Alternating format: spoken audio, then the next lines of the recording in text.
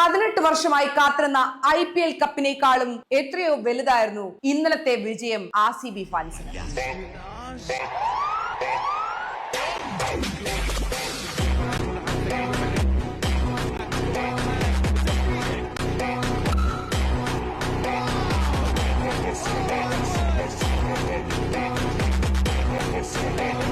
Jithesh Sharma what a knock. ഒരു ഓവറിൽ 12 റൺസോളം വേണ്ട കളിയിൽ അണ്ടർ പ്രഷറിൽ ഹി സ്റ്റുഡ് അപ്പ്. അതാണ് നമ്മൾ ഇന്നലത്തെ കളിയിൽ കണ്ടത്. ജിതേഷ് ശർമ്മ എന്ന യുദ്ധവീരന്റെ പോരാട്ട വീര്യം. ഈ വിജയം RCBക്ക് മുന്നോട്ടുള്ള യുദ്ധങ്ങളിൽ ഏത് ടീമിനെ വേണമെങ്കിലും നമുക്ക് തോൽപ്പിക്കാം, ഏത് ടാർഗറ്റ് വേണമെങ്കിലും നമുക്ക് ചേസ് ചെയ്യാം, ഏത് സിറ്റുവേഷനിലും നമുക്ക് പൊരുതി തിരിച്ചു വരാം. ഇതൊക്കെ ഇന്നലെ RCB ടീം തെളിയിച്ച കാര്യങ്ങളാണ്. RCB ഫാൻസ് ഒന്നടങ്കം വിഷമിക്കുന്ന ഒരു കാര്യമാണ് കോഹ്ലി, സോൾട്ട്, പടിദാർ ഇത്രയും പേര് വീണു കഴിഞ്ഞാൽ മിഡിൽ ഓർഡറിന് പിടിച്ചു നിൽക്കാൻ കഴിയില്ലെന്നുള്ള കാര്യം. പക്ഷേ 33 ബോളിൽ 85 റൺസ് എടുത്ത് ഇന്നലെ അത് തിരുത്തി എഴുതി ജിതേഷ് ശർമ്മ. പഞ്ചാബിന്റെ ശശാങ്ക് സിംഗ് പോഡ്കാസ്റ്റിൽ പറഞ്ഞതുപോലെ തന്നെ RCBയുടെ ജിതേഷ് ശർമ്മയും ഇതുപോലെ തന്നെ ഫാൻസിന് വേണ്ടി പറഞ്ഞിരുന്നു. Hi guys, don't worry, Jitesh Sharma is here. I will take care of it.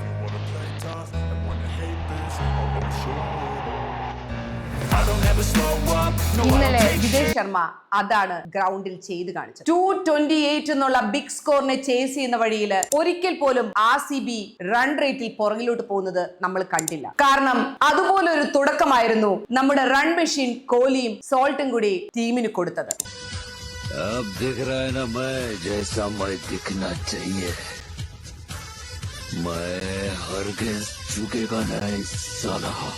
ഈ സീസണിൽ നമ്മുടെ കോഹ്ലി 600 റൺസ് ആണ് RCBക്ക് വേണ്ടി എടുത്തിരിക്കുന്നത്. ഓറഞ്ച് ക്യാപ് ഹണ്ടില് നമ്പർ 5. അടുത്ത കുറച്ച് കളികളിലായിട്ട് ബൗളേഴ്സ് 200 എബോവ് റൺസ് ലീക്ക് ചെയ്യുന്നത് പോലെ തോന്നിയിട്ടുണ്ട്. അതൊഴിച്ച് ബാക്കി എല്ലാം കൊണ്ടും പെർഫെക്റ്റ് ആയ ഒരു ടീമായിട്ടാണ് RCB ഇപ്പോൾ മുന്നോട്ട് കുതിക്കുന്നത്.